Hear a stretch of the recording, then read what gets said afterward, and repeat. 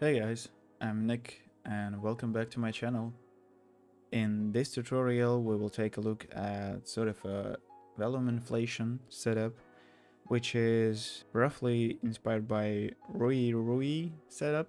And cool thing about this project is that it was part of my Vellum course that was technically never finished, and I revisited this setup, and I think this tutorial is really cool because there are so many little details, little tricks that will help you to better understand how Vellum works, and some hacks maybe that will save your time. And also we got huge news here on YouTube. In just time span of roughly one and a half month, we somehow managed to build awesome community, and I'm forever grateful to every one of you who at least once left me just a brief thank comments. There are beginners, intermediates, and even pros watching my tutorials, and I love the fact that there's a chance that when someone finds my tutorial, he or she will say, "Oh, finally I found a way to do this or that," and that's truly awesome.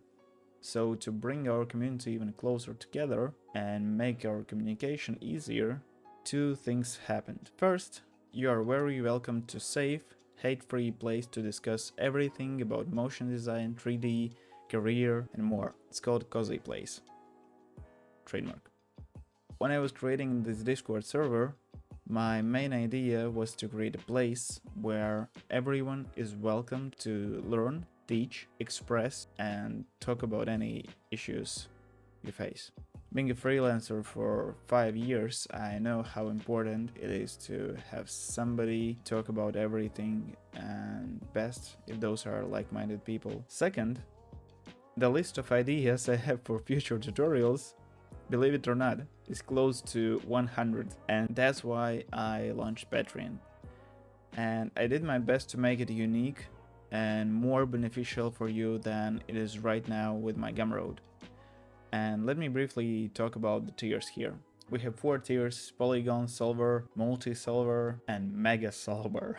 The first tier not only invites you to our Cozy Place Discord channel, but also you will receive 10 high-res phone wallpapers every month. These will be frames from my tutorial projects, and as I'm not only describing technical part but also really pushing on design part, I think those might be pretty cool. And also a pretty unique thing is that every week you're welcome to share any artwork and your name and your contact details, for example email, and I will add that in the beginning of each tutorial, because I know that some studios are also watching my tutorials, because we all are same people in the end of the day, and they might need exactly you with your set of skills. Then we have the Solver tier, and here I'm adding Patreon exclusive tutorials, approximately 2 to 3 per month. You also will have 30% discount on all of my Gumroad products, both assets, tutorial files,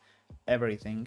And also pretty often I will be live on Discord creating tutorials, because right now you are watching the edited version, which will be around, I don't know, maybe 10 to 15 minutes, but it takes me a few hours to actually create the setup, and you are welcome to join me in this process and ask any questions and all that stuff. For the multi-solver tier, you of course get all the previous perks, but you receive YouTube and Patreon tutorial project files, as well as all the assets, absolutely for free. And also, cool thing about our Cozy Place, so once in 2 weeks I would love to host critique session in live format, so you are welcome to drop your most recent or any sort of artworks in the dedicated thread, and then we can hop on voice channel and everyone can instructively critique your work, and you are welcome to critique other works. That's how we all can make each other better. Also, there's a Mega Solver, which is limited to 50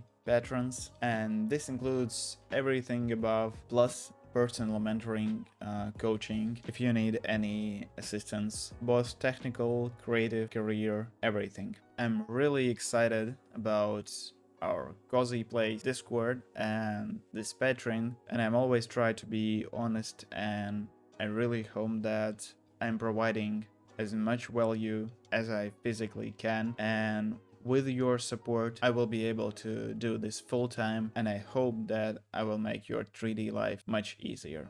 Oh, and also, to celebrate this new beginning, for every early bird who joins my Patreon, no matter which tier, even the smallest one, there's my flower pack available for you to download absolutely for free. This is for early birds only, and it's limited to first 30 patrons, so I hope to see you at Cozy Place. Oh, and also, if you are afraid that I won't be doing any tutorials for YouTube, you are completely wrong. Schedule for YouTube tutorials is not gonna change.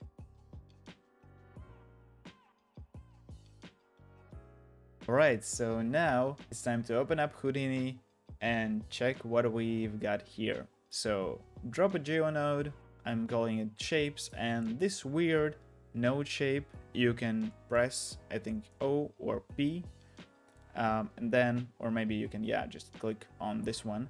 And then, by the way, you can change it to anything, and I just love this one. And now let's dive inside. So what we will have here is, first of all, you will need to create some sort of a preset of shapes, because you know what, there's this node called scatter line. It can scatter different objects in shape without intersections, but unfortunately it still doesn't do that kinda artistically correct. I spent a few hours trying to recreate this procedurally, but then I ended up just adding primitives in Cinema 4D and adding them here. So yeah, basically you can start with any shape, it just needs to be a few objects. Yeah, in my case it looks like this. I won't show you this part because I truly think that it's like super simple. There are only primitive shapes, and these two are just like Boolean extrusions. So yeah, it's as simple as that. And you export that as FBX or alembic. I exported that as FBX. And absolutely first thing that we should do is add UVs. So we can see a bunch of different geometry here. So to attach UVs to each of these pieces, we want to run a for each loop. And this is just your regular for each connected piece. We can remove connectivity. Yeah, for each begin, for each end. Merge each iteration piece attribute. I think it's all default here. So first, in a block begin, it's method set to fetch piece or point, and for each end, iteration method by pieces or points, gather method merge each iteration, and piece element primitives, piece attribute name, right? Because when we export the FBX, it will have names for each of these shapes. If you are doing that only in Houdini, and let's say you add a cube, you add a torus, and maybe a sphere, and let's say we merge all of them and you want to feed it here, you can add a symbol node here, which will create packed primitives, and basically you will see here are point attributes, name, 3 unique names, so 3 pieces, 3 unique names. But we already have name attributes in our FBX, so we don't need to actually add any or pack. And here in the for loop, I'm using labs auto UV. You can find here in the new paint tab, no, actually here in the new like shelf tools. You can click this plus shelves and you will have your labs somewhere here. But actually it should be installed if you're using Houdini launcher. So then we should add normals, and you can see that we have cool textures, correct textures. Then I want to scale it all down and center like this. And because this is from Cinema 4D, actually these caps here and these parts, top part and side parts, are kind of disconnected between each other, so we want to add a fuse node, so everything is considered as one single mesh. So now we will check out the Vellum, and basically the concept here is make an attribute which will determine if we should apply pressure and increase the size of the mesh of the object, each individual object, or actually each individual polygon. And we should animate the value or spread of that attribute, and that's how we will inflate our object. So let's begin and set the cloth constraints. So we drop a Vellum constraints, constraint type cloth, mass set to uniform 0.1, thickness calculate uniform, and stiffness set to like the maximum value, damping ratio set to 0.1. Output group, I call it stretchy. For the band stiffness, I actually want it pretty stiff because I don't want any sort of like major deformations. So that's why, yeah,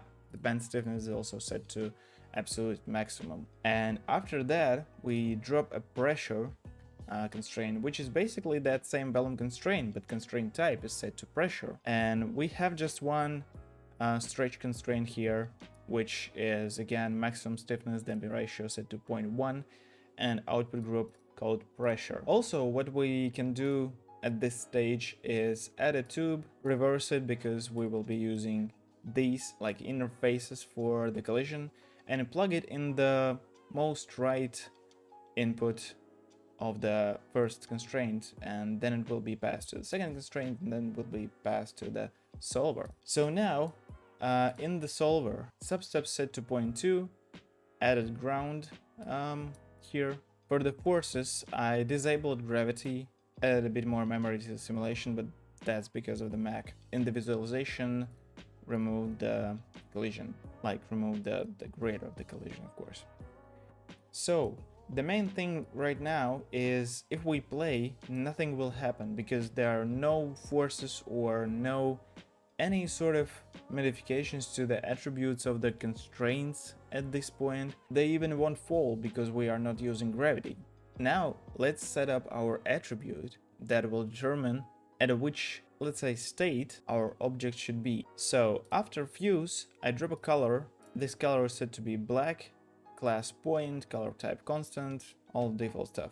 And then I add a sphere, and actually that sphere is scale set to 0, center set to 0.5, color set to white. And despite of that sphere being so small, we still can animate the attribute transfer. So we drop an attribute transfer, we plug our initial geometry with the color, we plug it to the left input, and into the right input we plug our microscopic sphere, or actually it's nothing because it's scale 0. And in attributes we specify that we want to transfer the point color attribute, and I set the keyframe for frame 1 and value 0, and then I set the keyframe at 150, distance threshold 5.3. Our sphere is still 0 and somehow it works, but this works better than if we scale the sphere, because if we will be scaling the sphere, at some point it will start decreasing. That's why it's easier to control it just with attribute transfer, just animating this distance threshold. So now we should create two parameters. One of that being the rest length of our cloth, and the second one being the pressure. Because what we want to do is we want to maintain the shape of our objects. So I don't want this plus sign, I don't want it to be rounded or something. I don't want to apply much pressure, but also I don't want it to lose its shape after we increase the rest length, increase the size of that object.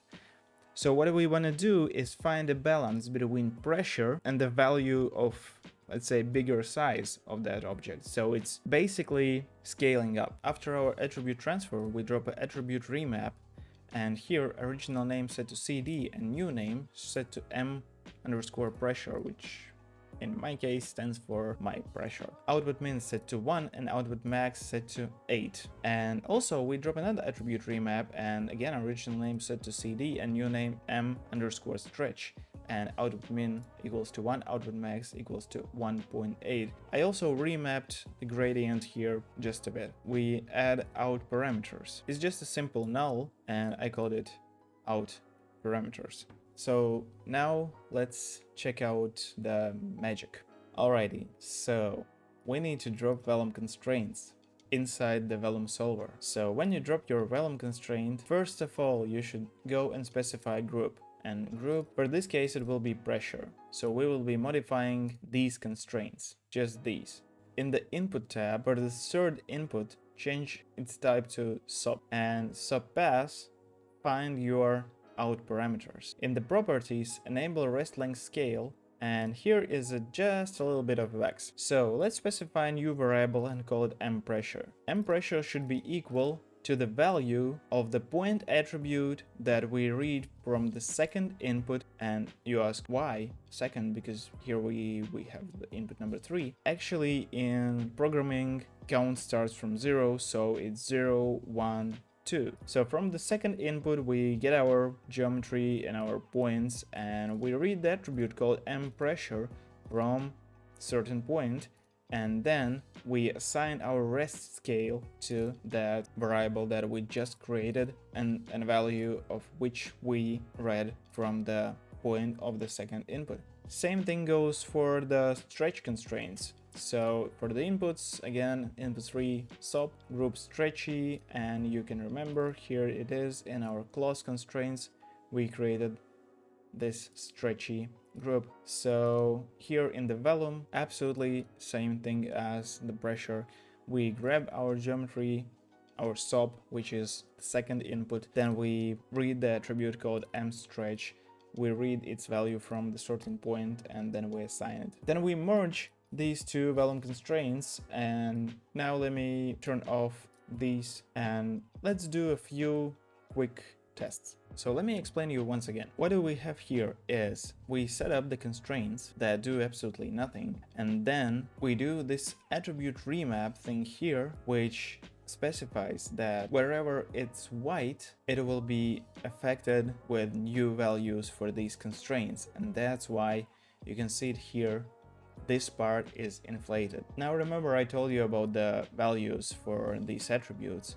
So here, let's say I want same size of the stretch constraint, just stretch constraint, right? And I want the pressure to be, let's say 10. So let's just check how it differs from what we had. You can see how these things deform and get that super inflated shape. So that's why it's crucial to keep the balance. Also, really important thing, you can see that we are using not that dense, actually really low poly count geometry, and that's basically how we can make our life easier and simpler, because we have pretty short simulation time per frame, and also we don't have any sort of need to increase the substeps, and we can go with just a few iterations till the result satisfies us.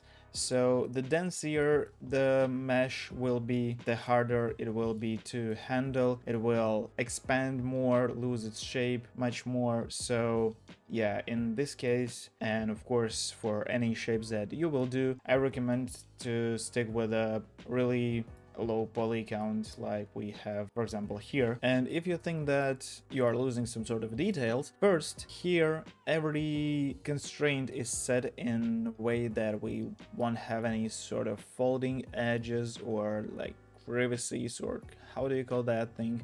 But basically it acts like a rubber that isn't folding as much as, for example, silk or cotton. Now let's also check another crucial thing, and it's also here in Vellum Solver, that thing that we bypassed for a bit. And here we can see the SOP solver, pop wind and pop attract. And now I will tell you a trick that will help you with your Vellum, any sort of Vellum stuff.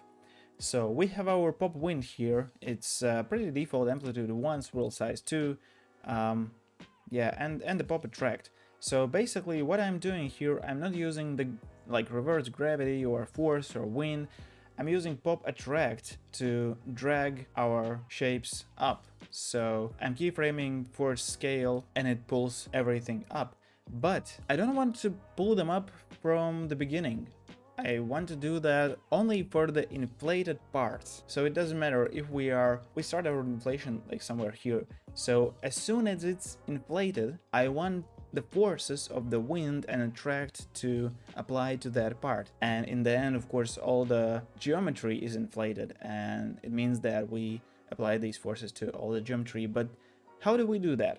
We actually cannot just grab our, let's say, color attribute and make a group out of that attribute, and let's say if the color is white, we apply the forces. No, that wouldn't work, because Vellum Solver doesn't know anything about the attributes of the geometry here, of the mesh. That's why here in the Vellum Constraint property, you remember we specified the SOP pass here, external SOP.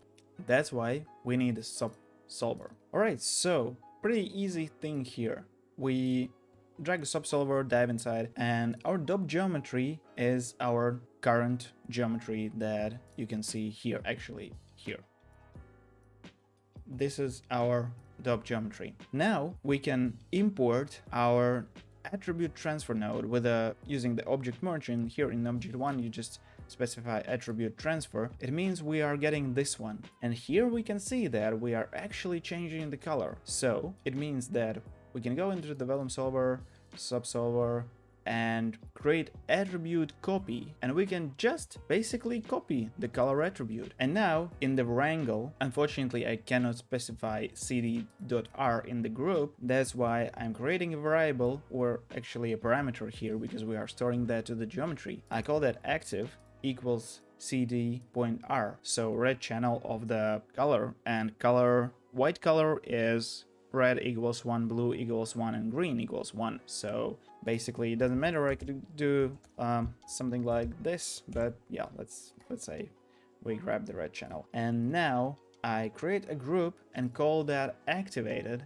and in the base group I can write an expression if parameter active is more than 0.01, and then we actually have our activated groups. Here we can go into wind, place it here in the group, call it activated. Then if you do that in subsolver, it will be updated each frame, rather than if you just kind of like pass it somehow to here, that group will always stay empty because the color is black, and only at the frame, let's say, I don't know, 30, something appears here. But because it is in the subsolver, it executes this attribute copy and attribute wrangle in the group creation. It executes that every frame, or actually every substep maybe, but yeah, I think every frame. And that's how you can pass that data here and work with that. So pop wind is now only for the group, and let's say at the frame 30, where we have that little white spot here, that white spot will receive wind force and attraction force. And also, if you are worried about these pretty rough edges here, let me enable the file cache here, and let's scroll to, let's say, somewhere here where we, of course, we see these ugly squares here.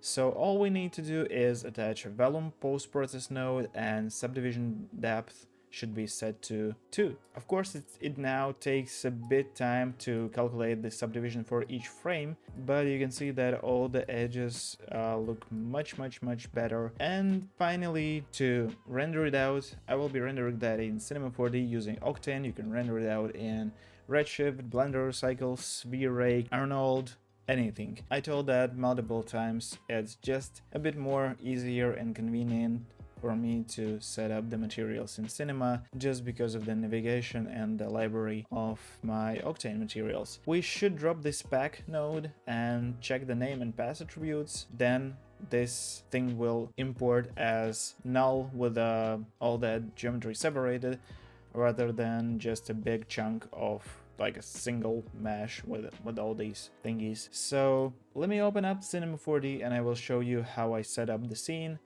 So here's my very basic scene. It has this backplate, 2 lights, one is from the side and the second one is from the another side and like more from the top. Octane camera, and here you can see I imported these shapes and I have all these thingies here. This project file will be available on Gumroad as usual. Fast tracing, kernel, where the camera, the imager modified a bit. But yep, that's pretty much it. So alright guys, I think that's all for today, and I really hope that you learned something new today. I'm really looking forward to seeing you at Cozy Plays Discord channel, and don't forget that I will be uploading to this channel as I did before, so I should be back very soon. Bye!